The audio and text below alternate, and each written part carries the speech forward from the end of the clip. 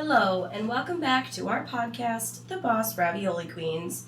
We are Boss Lady Amy, Nicole Ravioli, and Jazmin the Queen. And we are healthcare workers who decided we are going to spill all the ravioli on the ins and outs of working in healthcare.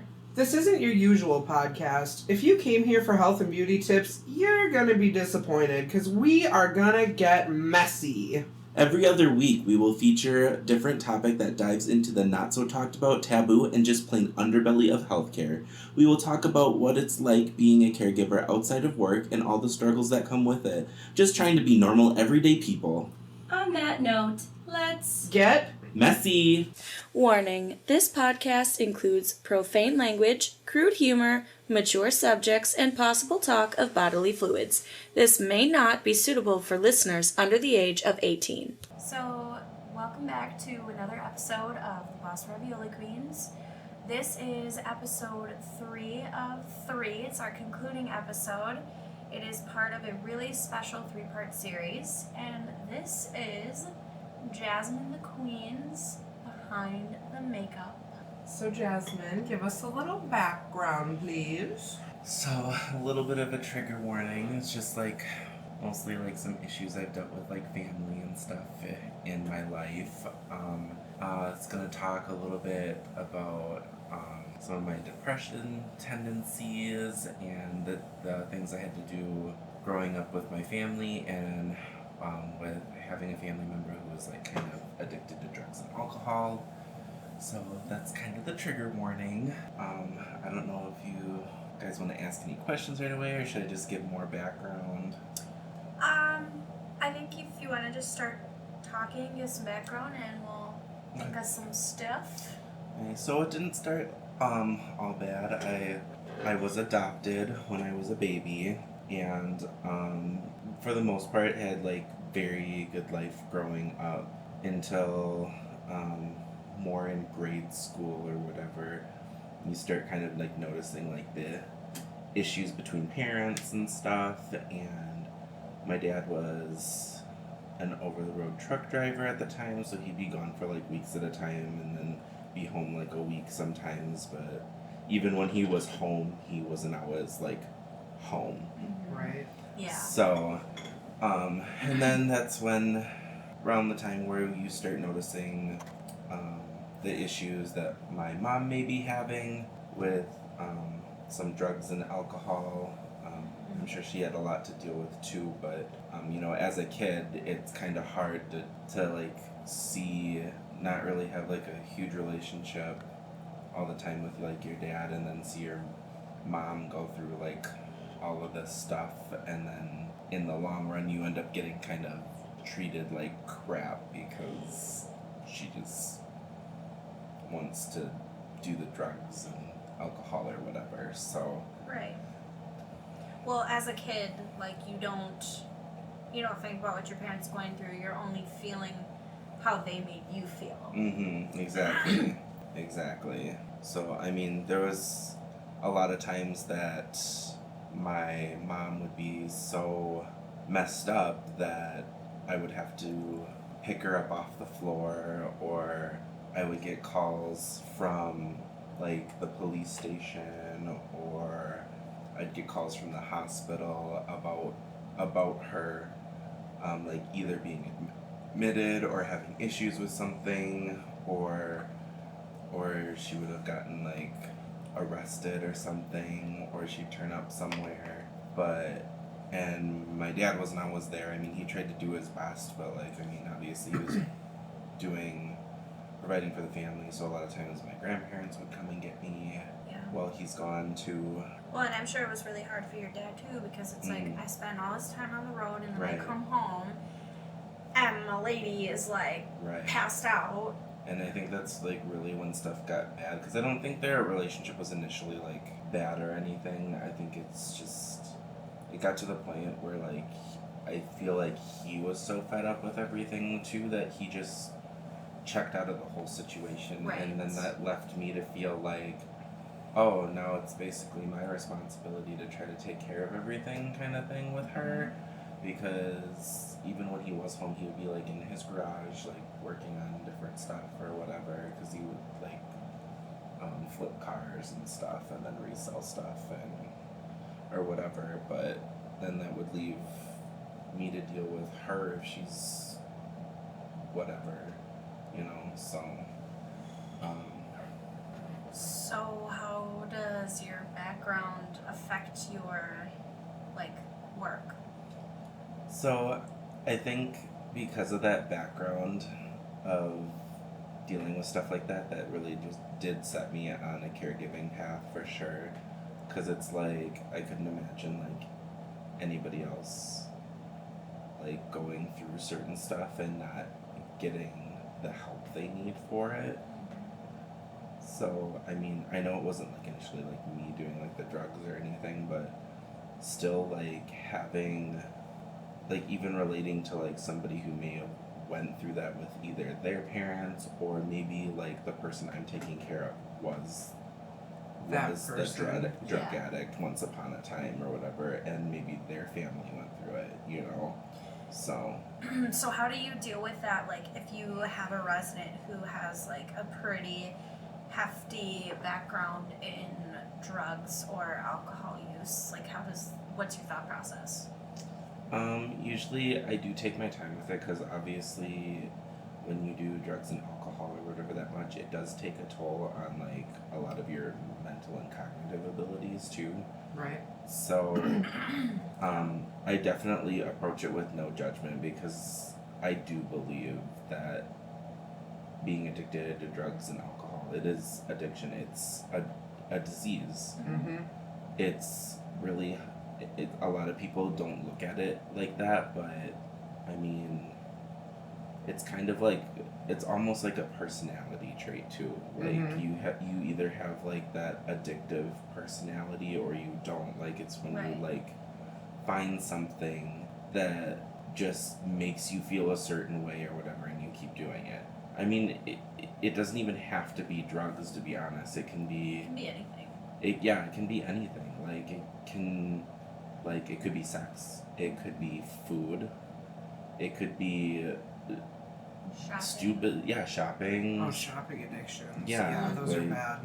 So it's not just drugs and alcohol is just usually the worst one, because it causes so much trouble in your loved ones' lives and your life. Well, and I think it's so widely misunderstood that people get addicted to the item. It's the item calls to them or something, and you were saying, it depends on your brain chemistry and if you have an addictive personality or not. Mm-hmm. If you do, then you're more susceptible to getting addicted to something, and if you don't, you're probably able to pick up a drug and try it once and be like, Not for me. Yeah. I mean, there's been a lot of times that it's been hard, because after my parents divorced or whatever, I did stay with my mom just because, mostly because my relationship with my dad wasn't great, because growing up and basically coming out as gay, which I really didn't do until in high school. It was the kind of thing where friends and stuff knew, but I just didn't really talk about it with my parents, because they just were basically against it. And after they split up, I lived with my mom, and there would be times that she would just get super drunk, and she came into my room one time and threatened to beat me up just because she was mad, and then she threatened to beat herself and call the cops on me, saying that I beat her. Mm-hmm. Yeah. Why? For what purpose? Right. She would expect a lot out of me a lot of times while I was going to high school, because she would get treatment, and I used to do, get up early in the morning to take her to her treatment, and then come back and drive her back, and then go to school after that. and then I would go to work afterwards, after school. So really you had like 4 jobs, yeah. even though Yeah, one of so I them was paid. basically like, I mean, it wasn't like all the time. I mean, when she was good, but like, it felt like I was taking care of a lot more than I needed to at that age. I should have been able to focus on school mostly, and I shouldn't have had to have basically like working constantly. So, did your mom go through like a lot of periods where she was like sober for quite some time? Yeah, she would do that a lot, where she would not have the issues with it. She would be sober for a while, and then, you know, you kind of like have that feeling where it's like, oh, things will get better, but then there's like the relapses kind of thing, or so. I mean, I still care about my mom. It's just sometimes it's hard to like when she says stuff now, when she says things or like getting better or things will change, it's hard to believe her. Yeah. It got kind of to the point where it's like, I'll believe it when I see it. Yeah. Well, Like, that's the thing that a lot of people don't understand, is that you can apologize or say things are going to change as much as you want, but eventually people are going to need to see actions. They're not going to want to hear your apologies, your sorries, your excuses, whatever. It's based off of actions. Yeah. Actions say everything. Yeah. Honestly. Like, at this point, I don't even want somebody to apologize to me anymore. I just, like, change your behavior. Yeah. Right. Absolutely. Right. Get better. Right. Do better! So, touching on, like, your sexuality and things, I can imagine that it's kind of hard dealing with, like, some of the elderly population. Oh, for sure. Like, 'Cause- how do you really deal with that when you're at work? 'Cause right now you're pretty much just dealing with the elderly population. Right. A lot of times I don't even really mention it.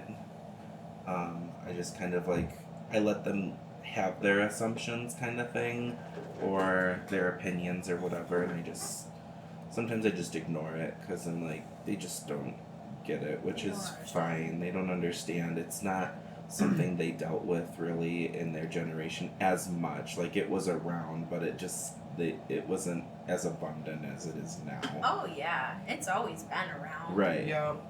Well, that also, like, you kind of got the double whammy because you're also mixed. Yeah. So, like, I can only imagine. Well, I saw it with one of the residents that you and I both used to care for.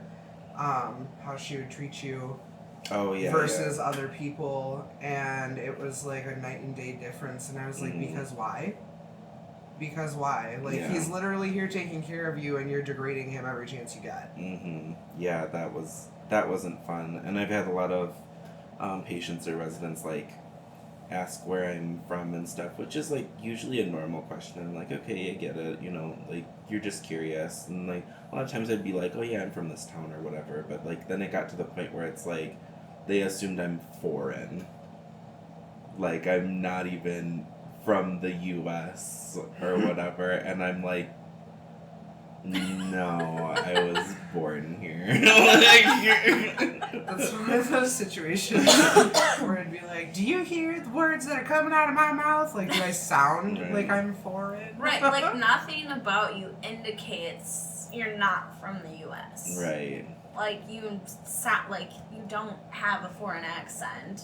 Like that's crazy. Yeah, agreed. But yeah, for my sexuality, I usually just don't talk about it too much with anybody when I'm at work. I just try to like let them like have their assumptions or opinions or whatever, and I just take care of them. Some of them usually don't care, but you know, sometimes they'll make snide comments or remarks or whatever, and I just kind of brush it off, which kind of sucks that has to happen, but you know. Right. That's disgusting. It is. It's so gross. Yeah. And, like, I know that they grew up in, like, a different time than we're in now, but it wasn't okay then either. Right, and still, it's like, I don't know why you'd want to make those kind of comments anyway to somebody who is literally trying to help you with what you need. Right. So. Like, that doesn't... The math ain't mathin'. Because It's the just not math. doesn't math. Oh gosh. So like going back to your mom and kind of like how you became a caregiver, because you literally were made to care for her at such like a young age. So I guess kind of backtracking to what Amy had said earlier, like how do you really deal with that when you have a client who has like dementia due to alcoholism? Like how do you deal with that? Honestly, it is kind of like a trigger sometimes, because like it does make me think of like the stuff that I have to go through, but at the same time it's like I feel for them, because I do understand like how hard it is to get out of something like that. And so I just mostly try to approach it without any judgment whatsoever, because you don't know what exactly like put them on that path in the first place, and then it eventually got to where it is. But I just, take it one step at a time. So basically you're telling us that you have empathy. I feel like we kind of almost need to explain the difference between empathy and sympathy. I'm not a very judgy person, and like, I mean, I kind of feel for everybody. Like, right. I don't, like, everybody has their own issues that they're going through, and everybody has their certain stories, and yeah. Well, something that the world in general today lacks is empathy. But just touching on sympathy versus empathy. Sympathy is, oh, I'm so sorry for whatever happened to you. Like, I feel bad for you. Empathy is taking their situation and trying to put yourself in their shoes. Like, oh, well, what if this was me? Like trying to really understand what a person is going through versus, oh, well, I'm sorry that happened to you, but it didn't happen to me, so whatever. Right. So I have a two-part question for you. Sure. So, first part of the question, do you feel at some point your mom is going to get dementia based off of all of the things that she's done over the years? And if you do think that's the case, how do you plan on moving forward? Like, are you going to be there? Are you going to completely remove yourself? Honestly, I feel like she probably might. I mean, she's kind of forgetful and stuff now as it is. And currently, I mean, I kind of, but don't talk to my mom at the same time, just because of like, I was actually doing some, I was doing like an in-home care thing for her at the time, and I would help her out with like things here and there that she needed. But it got to a point where it was like more stressful on me, and she would like basically take advantage and want me to do all these things, but then would continue to treat me like garbage. So you keep it very surface level with her. Yes. So it's like I'll get messages from her here and there, or I'll like see her very rarely right now. I used to see her like a lot, and I would like see her almost every day and like do something with her, but it just got too hard for me that it was so centered around everything she needed all the time or whatever. It didn't leave enough room for me to manage or even live my life. Yeah, I kind of remember when you were going through all that. Yeah. Yep. And especially with all the stuff you had going on with work at the time, because you were in management at that time. So you were You were trying to be like 5 people all at once. Yeah, it was real rough. And honestly, if she does develop it and stuff, I honestly think she could go now, but I want her to go to like maybe some sort of home just so she does have the care she needs. I mean, it doesn't necessarily need to be like anything big. I'd rather have be like something simple, like almost an apartment, and she has somebody Like to there. check on her. Yeah, somebody there like all the time to Like like home if care she kind of does thing. need some. Yeah, so it's like she has her private space with just like Caregiver. us staff Yeah. or whatever that's always there just in case she does need something or whatever, or at least part of the day, you know, like from I don't know, like 8 in the morning to like 10 or something, you know, Right. something like that. Would you ever consider being her guardian? Honestly, yes, I probably would because I'm already her POA, and Can we explain honestly, what a POA there's is? we haven't We did explain it. kind of. So it's basically her power of attorney. So like if she went to the hospital for some reason and couldn't make any decisions, then that would kick in for me, and I would have to make the hard decisions for her healthcare. The guardian is very similar, but it doesn't go through. That decision is not determined by a doctor. When you're someone's guardian, that decision is determined by a judge through the court. Yep. So And also, there's POAs for financial and medical. yeah, Correct. There's yes. 2 separate There's sets. power of financial, which is POF, and then there's power of healthcare, which is POH, and then there's power of attorney, which is kind of a little bit, it's like a mixed bag. You get to make some decisions about both. And then guardians have the ultimate say. Guardians basically, the decisions that they make, there's no limitations on that. Basically, they get to make all of the decisions on that person's well-being. So yeah, going back to that, yeah, I'd probably most likely be her guardian because I mean her family loves her and everything, but a lot of times they just don't want to deal with a lot of the stuff that she went through and like dealt with, and it became an issue for like kind of everybody, and I just ended up being the one stuck dealing with it for like the longest time. Are they aware of all the things that she put you through? I don't think they're aware of like every single situation. I don't think they all know how much it actually was for me, but they're definitely aware of some of it. Like, yeah, they're definitely aware of like some of like not only like emotional trauma or whatever, but like it got to the point where financial stuff became an issue because I kept trying to afford to like move her here or there.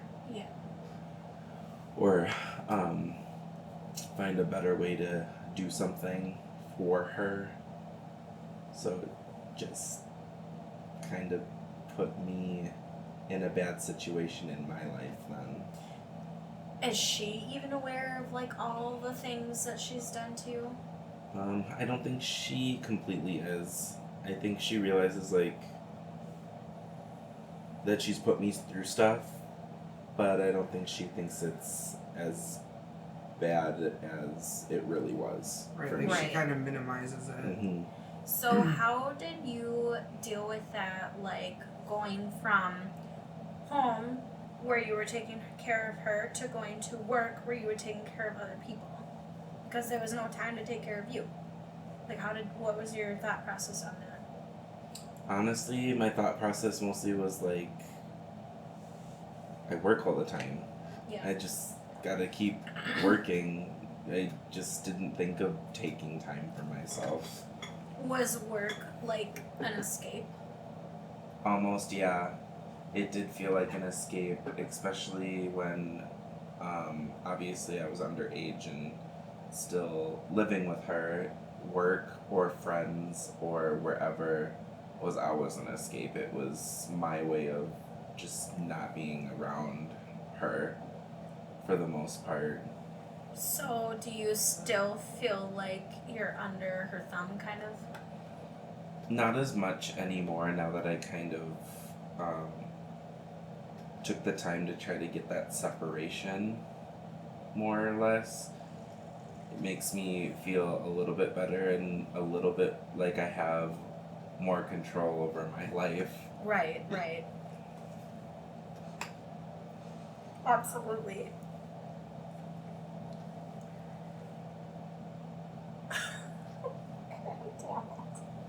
Amy, fuck off right now. Stop making bubble noises. I'm trying so hard to be quiet, and Amy just starts smiling, and here I am with a mouthful of freaking water, trying not to spit it everywhere. Jasmine's telling this beautiful story, and we're fucking terrible. I didn't try to be Awful. Fired. No, for real though. Fired.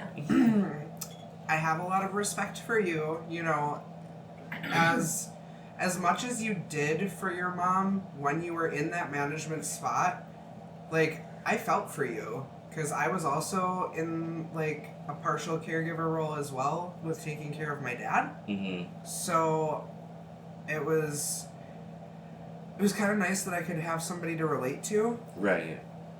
But also, like, I really felt for you.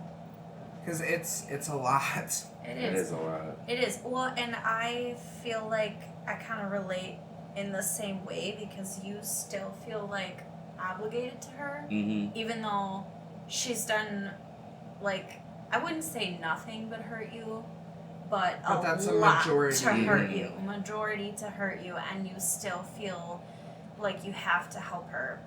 And I feel the same way about certain people in my life. And it's not a good feeling. And at this point, I feel like it's like I've tried so hard and that at this point I feel like it's better for her to be able to try and help herself. Honestly, like it. Do you think of it as one of those situations where at this point she's almost more like a resident to you? Yeah, sometimes it feels that way. That's how I And kind then of feel too. it makes it harder because it's your parent. Yep. So it's honestly sometimes can be more frustrating than actually caring for somebody else's loved one. Mm-hmm. Right. I think that's something that a lot of people also don't understand is that even though we're caregivers, when we're the caregiver for our own family member, it is so different. So different because, like, if you don't really have the best relationship with your parent and you're taking care of them, like, that's hard too.